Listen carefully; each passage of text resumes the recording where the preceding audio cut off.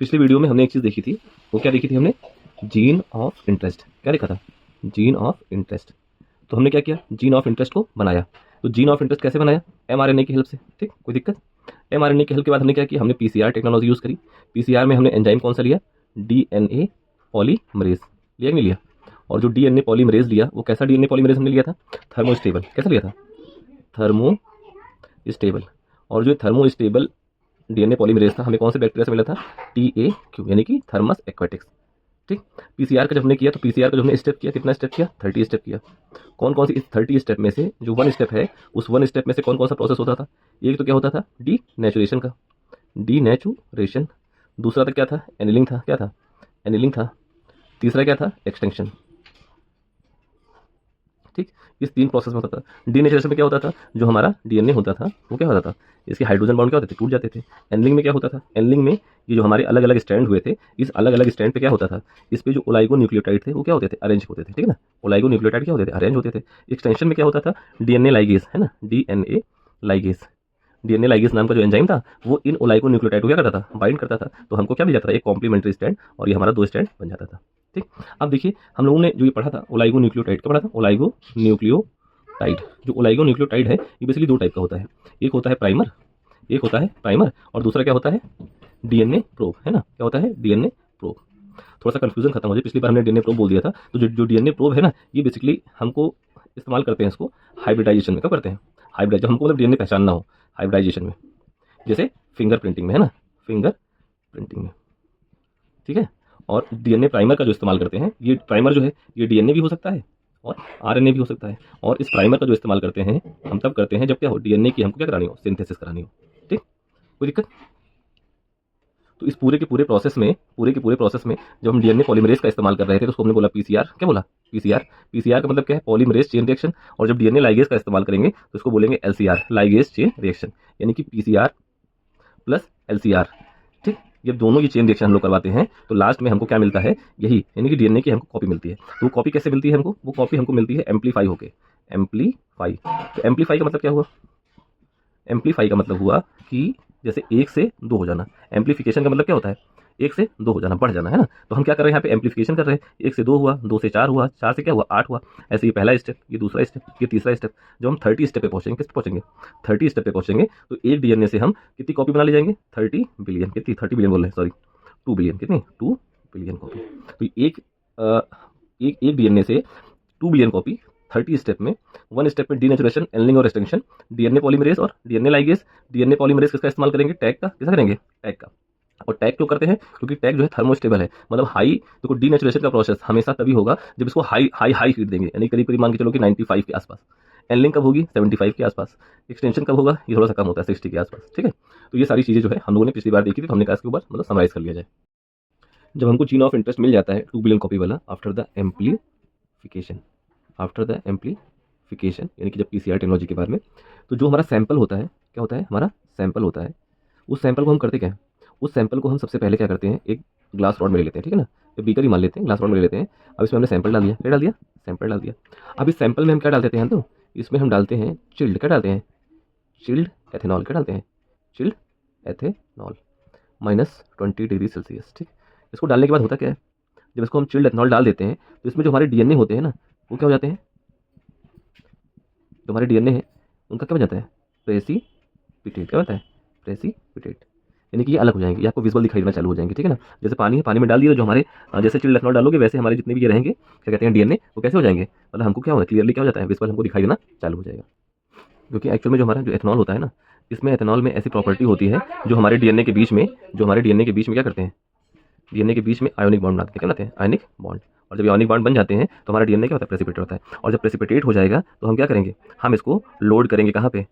Gel electrophoresis में। ठीक है ना? जेल इलेक्ट्रोफोरेसिस में। तो अब हम पढ़ते हैं क्या होता है जेल इलेक्ट्रोफोरेसिस। ठीक है ना? अगर आपसे कोई क्वेश्चन आता है एग्जाम में और पूछते हैं कि चिल्ड एथेनॉल का इस्तेमाल कब करते हैं, तो चिल्ड एथेनॉल का इस्तेमाल हमेशा कब करेंगे? जेल इलेक्ट्रोफोरेसिस से पहले। ठीक है ना? अभी जब आप जेल इलेक्ट्रोफोरेसिस पढ़ोगे, उसमें जो जेल इलेक्ट्रोफोरेसिस पढ़ोगे, जो सैंपल का वेल होते हैं, उस वेल में तब डालेंगे। पहले क्या करेंगे? चिल्ड एथेनॉल से इसको ट्रीट करेंगे।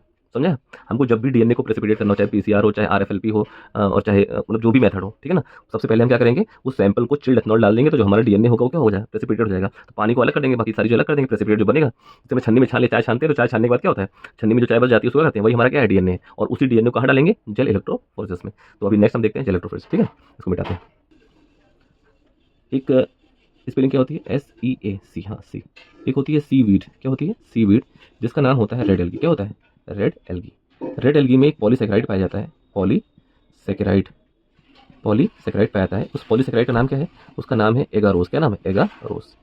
ये जो पॉलीसेकेराइड होता है ये कैसा होता है, क्रॉस लिंक्ड पॉलीमर होता है। क्या होता है, क्रॉस लिंक्ड पॉलीमर। तो जो एगारोस होता है वो बेसिकली कैसा होता है, जाली की तरह। इसमें क्या होता है, क्रॉस लिंक क्या होते हैं, पॉलीमर होते हैं। ये क्या है, क्रॉस लिंक पॉलीमर। और इसमें छोटे छोटे से क्या होते हैं, पोर होते हैं। छोटे छोटे से क्या होते हैं, पोर्स होते हैं। इन्हीं पोर्स का हम क्या करते हैं, इस्तेमाल करते हैं, और इसी को हम बोलते हैं जेल। ये जेली लाइक होता है। कैसा होता है, जेल लाइक होता है। दूसरा है हमारा इलेक्ट्रोफोरेसिस।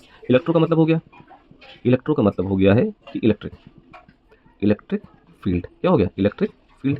अब इलेक्ट्रिक फील्ड में क्या है, एक प्लस होगा और एक क्या होगा, माइनस होगा। देखिए माइनस होता है वो क्या होता है, कैथोड। वो क्या होता है, कैथोड। और जो प्लस होता है वो क्या होता है, एनोड। क्या होता है, एनोड। ठीक, यानी कि हमें एक इलेक्ट्रिक फील्ड के जरिए। और फोरेसिस का मतलब क्या होता है, PHORESIS। फोरेसिस का मतलब क्या होता है, फोरेसिस का मतलब होता है कि अलग करना। क्या होता है, अलग करना। अलग करना को इंग्लिश में क्या कहते हैं, सेपरेट। क्या कहते हैं, सेपरेट। ठीक, तो आ गया। यानी कि जेल इलेक्ट्रोफोरेसिस, यानी कि एगोरोस की मदद से और इलेक्ट्रिक फील्ड की मदद से हमको क्या करना है, वो जो 2 बिलियन कॉपी मिली है पूरे सोल्यूशन के साथ में, उसमें से 2 बिलियन कॉपी को निकालना।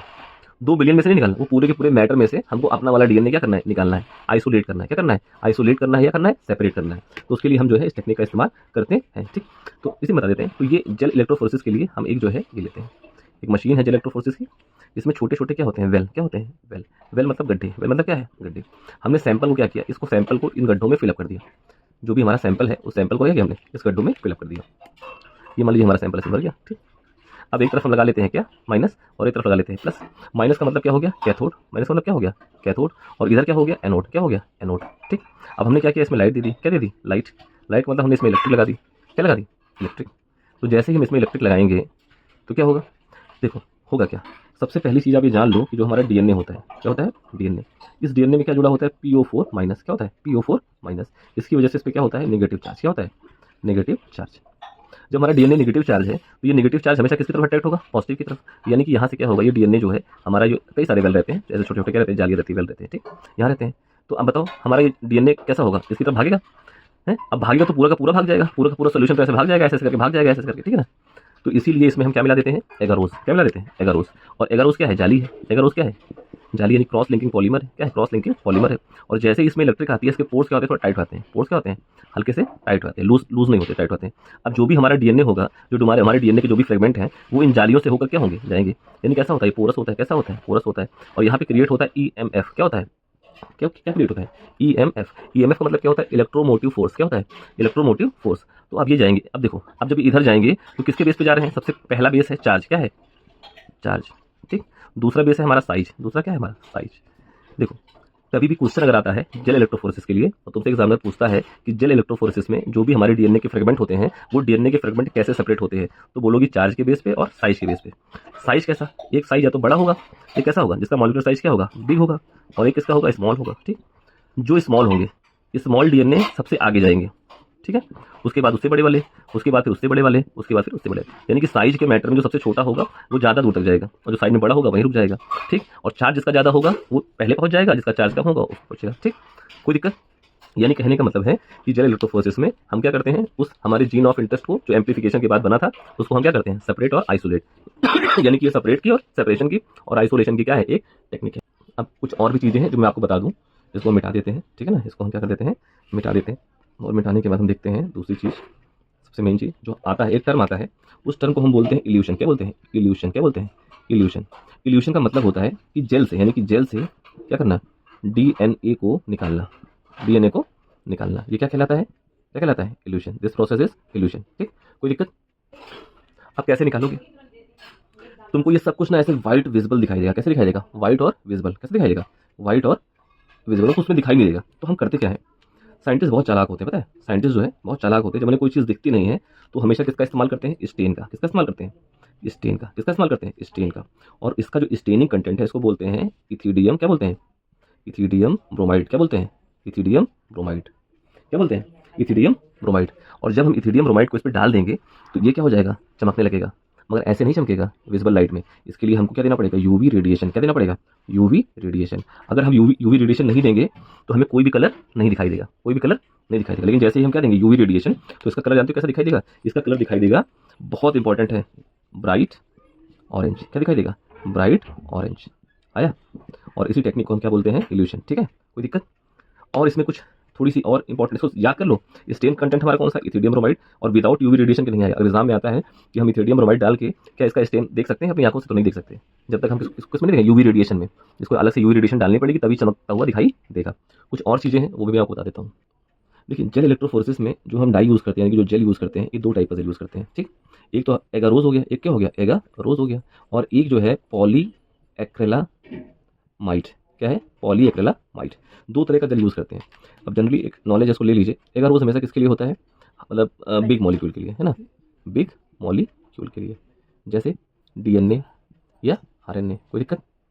और ये किसके लिए होगा? प्रोटीन के लिए। किसके होगा? प्रोटीन। अगर हमको प्रोटीन अलग करनी हो तो हम पॉलीएक्रिलामाइड कर लेंगे। ठीक है। और कुछ इंपॉर्टेंट चीज़ देखिए, जो जेल इलेक्ट्रोफोरेसिस होती है इसका इस्तेमाल कहाँ कहाँ करते हैं? एक तो हम करते हैं एनालिटिक्स के रूप में, है ना? एनालिटिक मतलब कोई भी चीज़ की हमको क्या करनी हो? एनालिसिस करनी हो। क्या करनी हो? एनालिसिस करनी हो। कोई दिक्कत? इसका एक पर्पस तो ये हो गया। एक दूसरा इसका पर्पस है, ये और भी चीज़ों में काम आती है, प्रिपरेटिव। किसमें आती है? प्रिपरेटिव में। प्रिपरेटिव पर्पस में किसमें आती है? प्रिपरेटिव पर्पस में। और वो प्रिपरेटिव पर्पस कौन कौन से हैं? देखिए, पीसीआर जैसे कि आपने पढ़ा, सबसे इंपॉर्टेंट। दूसरा कौन सा है? RFLP। तीसरा, क्लोनिंग जब करते हैं तो भी इसका इस्तेमाल करते हैं। ठीक, और किसका इस्तेमाल करते हैं? डीएनए सीक्वेंसिंग में। किसमें करते हैं? डीएनए सीक्वेंसिंग में। जहाँ कहीं भी हमको डीएनए को क्या करना होगा? आइसोलेट, तो हम जेल इलेक्ट्रोफोरेसिस का इस्तेमाल करेंगे। ठीक, पीसीआर का मतलब पॉलीमरेज चेन रिएक्शन। RFLP का मतलब क्या हुआ? RFLP का मतलब होता है restriction fragment length polymorphism. Cloning में भी करते हैं। और डीएनए सीक्वेंसिंग का मतलब कि जैसे जब हम HGP का काम करते हैं, ह्यूमन जीनोम प्रोजेक्ट करते हैं, है ना, या cDNA करते हैं। क्या करते हैं? cDNA। ठीक है ना? तो इसमें हम किसका इस्तेमाल करते हैं? जेल इलेक्ट्रोफोरेसिस का। ठीक है।